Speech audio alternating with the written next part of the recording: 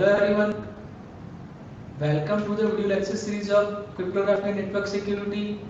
I am your instructor Dr. Ramesh Prajapati, and today I am going to discuss the Kerberos part 1.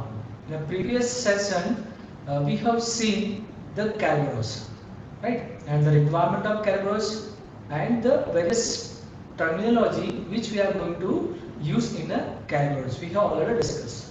Now the some simple dialogue also we have discussed. Now let's see the agendas of this video lecture. The first, the Kerberos version 4, and the next, what is ticket. Now let's see the first version, the Kerberos version 4 and the step 1. Before going to see the steps, in a previous modified dialogue of Kerberos had some drawbacks. So the first drawback, the lifetime of the ticket along with the timestamps. The lifetime is too short. It means the ticket expire quickly. We have to ask for the new ticket. So you have to supply the password. Now the second, lifetime of ticket long. It means the someone might hack the ticket. So here the client should prove that you are the person who got the ticket. It means you are the person who got the ticket and using the ticket. You are the person using the ticket. So this is the first drawback. The second, the opponent might capture the ticket and it uses before it expires. So this is the second problem. The third problem, server authentication. Server authentication, it means we already talked about, means any client has to authenticate himself to the server, but server is phishing or server is fake. We should try to find another way. The server has to authenticate. Server has to authenticate to the client. So these are the various drawbacks of existing modified dialog version dialog of Kerberos. So we all issue resolve in a Kerberos version 4. So let's see there are number of steps to be involved in the Kerberos version 4. It means if the client want to communicate with the server, so before the communication to the server, the client should authenticate to the authentication server, or we can say that the client should request the ticket to the authentication server and the server will issue the ticket. Now the next step, the client should request the server of ticket to the ticket granting server, and ticket granting server will issue the ticket of server to the client. Now after that, the client will communicate, or client will request the service to the server. Now let's see the steps. The first steps, the client send a plain text request to the authentication server asking for a ticket it can use to talk to the TGS. So let's see, in this request it include the login name, TGS name, and since this request contain only well-known names, it doesn't need to be sealed. So you can see in this formula, the first step, this is the first step. In this first step, the client communicate to the authentication server. It supply the ID of user C, ID of TGS, whom wish to communicate, and the timestamp. timestamp TS1. Now, after that, in the second step, it involves the login name, TGS name, client network address, and the TGS session key. In the second step, authorized server will send the ticket to the client. Now here, in this ticket, the whole ticket is encrypted using the KC. The KC which is generated from the client system, and it asking the password of the client, and through that password the KC is generated. Now the message or the ticket is encrypted using the KC, which is shared between the authentication server and the client. Now the second parameter, KCTGS. The KC second pieces of information is the KCTGS. That means generated password was generated from the client system. It is also shared with the TGS and the client. In this message, in this ticket is included the KCTGS, ID of TGS, timestamp 2, the lifetime 2, and the ticket TGS. Now the ticket TGS has been received by the client. Now the ticket TGS, you can see now what type of pieces of information will be available in the ticket TGS. Now the ticket TGS is encrypted using the secret key of TGS, and this secret key of TGS has been generated by the ticket granting server and the authentication server. Now again it encrypted using the KCTGS. The KCTGS which is known by the TGS and the client, and this KC has been generated from the password of the client system. Now in this message, in this ticket, it included the ID of client, network address ADC, that is the network address of client, ID TGS, ID of TGS, ticket granting server, timestamp 2, and the lifetime 2. Here, the KC and TGS, it means the TGS, the ticket granting service, will generate the secret key, and which is shared between the client and the TGS. Now using this KCTGS, the TGS server will decrypt this ticket, and he will get the ID of client and ID of TGS. Now in the third step, the client decrypt the message using the user's password as a secret key. That means the client now has a session key.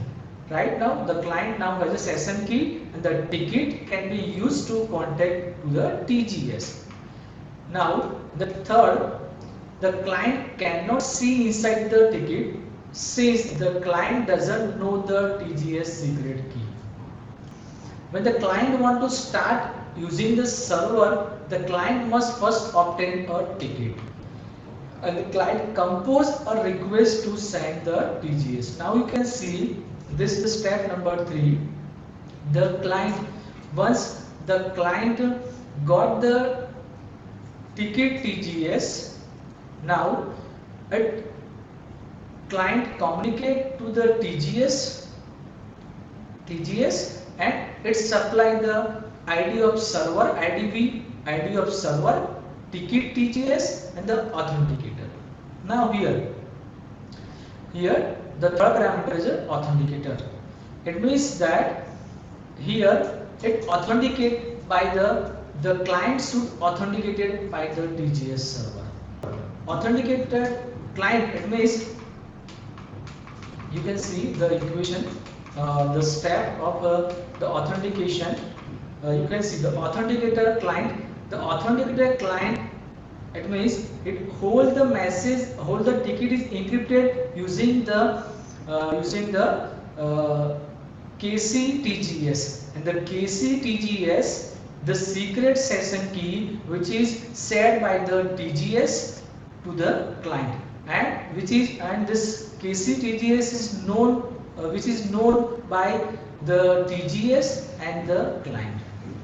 So here the client should authenticate by the TGS. The ticket message included the ID of a client, network address of client, and the timestamp 3. So this is the authenticator. Authenticator using the KCTGS. Now you can see the step number 3. Now here the client communicate to the TGS and it supply the ID of server to get the service. Now ticket TGS and the authenticator. Now here authenticator, see I already told you authenticator is, it means here why we use the authenticator of client. It means that in the third step it is a chance the someone or opponent or attacker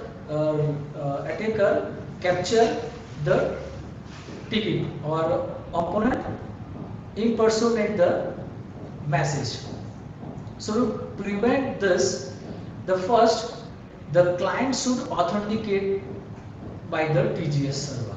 It means it check, the TGS check this is the valid person or authenticated person. The client has to prove that I got the ticket and this ticket is using by me.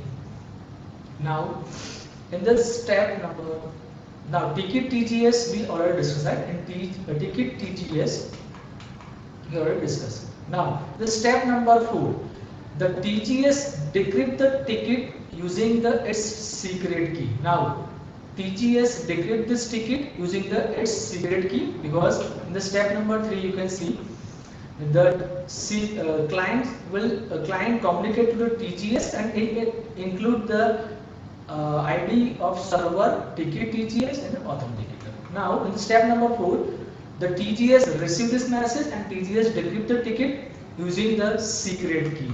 Now the TGS decrypt the authenticator using the session key.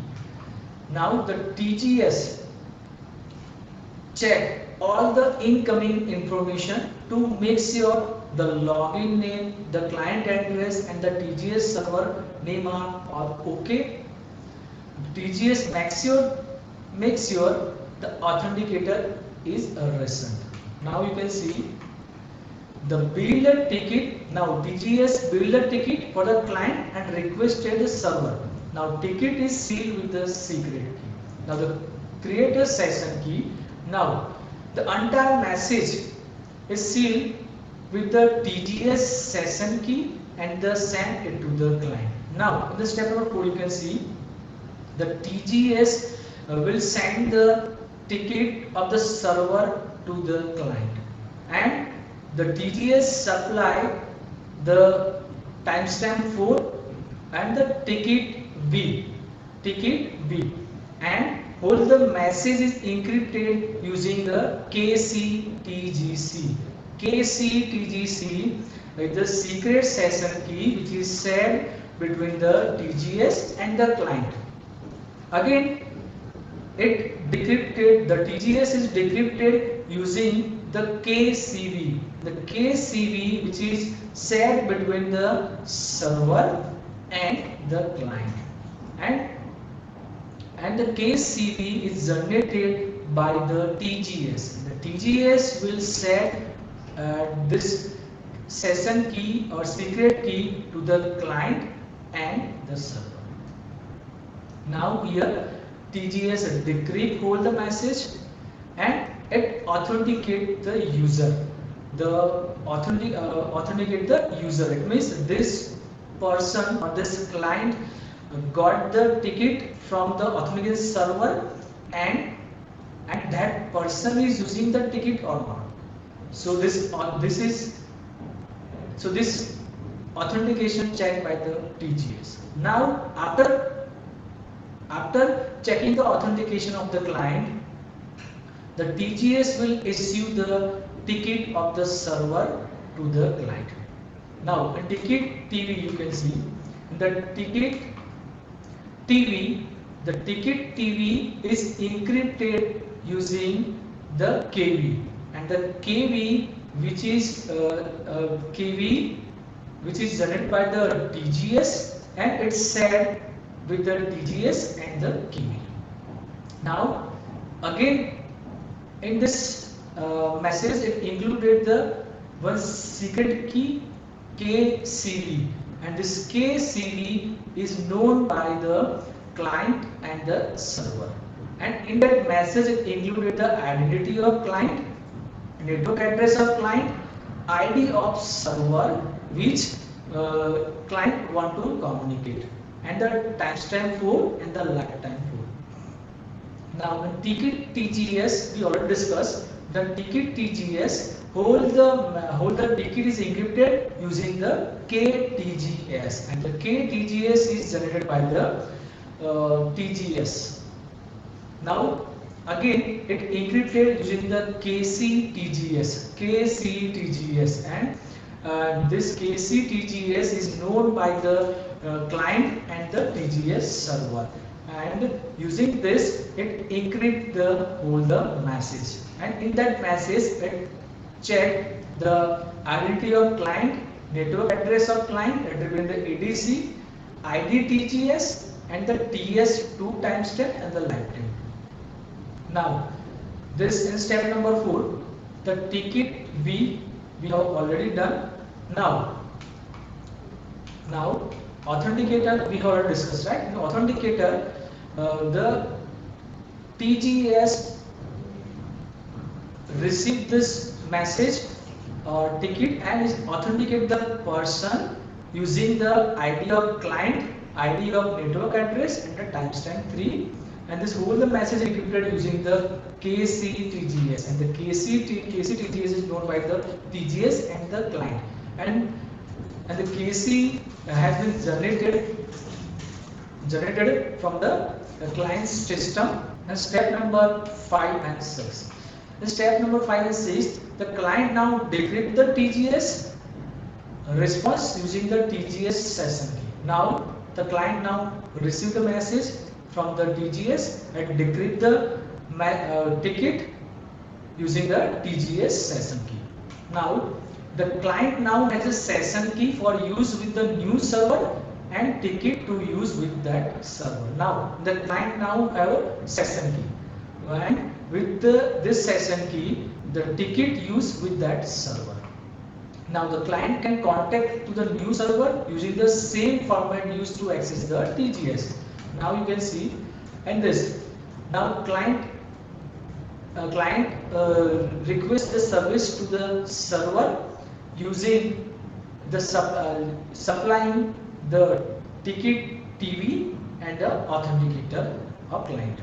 Means the client will send the message to the server, and in this message it included the ticket TV and authenticator C. Now ticket TV, the whole message, whole the ticket is encrypted using the server using the server's session key, and this session key, KV session key will be generated has been generated from the TGS, and it will share with the TGS and the server V. Now server will receive the message, receive the ticket V, and it authenticate to the users. That means in authenticated client we use, you can see,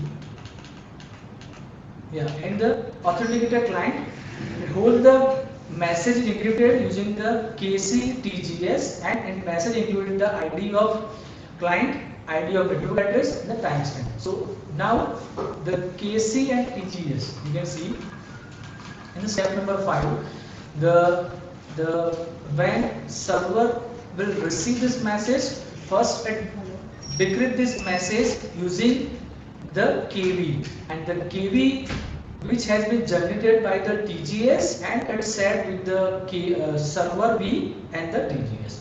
Now the server V decrypt this message using the KCV, because the KCV which is known by the KCV, the secret key which is known by the server and the client.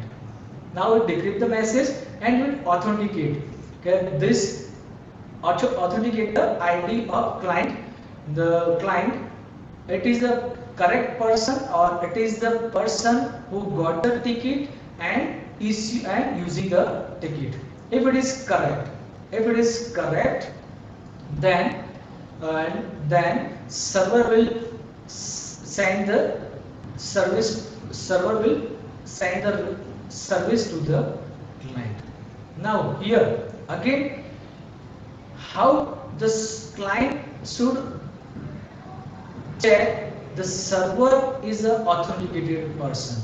So now again, in the next reply message, the server will send the reply to the client, and in that message it included the TS file, TS file plus 1, TS file timestamp file, which is encrypted using the KCV session secret key. And this secret key is known by the client and the server for the mutual authentication. It means that if user want to check the server is a authenticated person or not, so this is called the mutual authentication. So now the server will reply to the client with the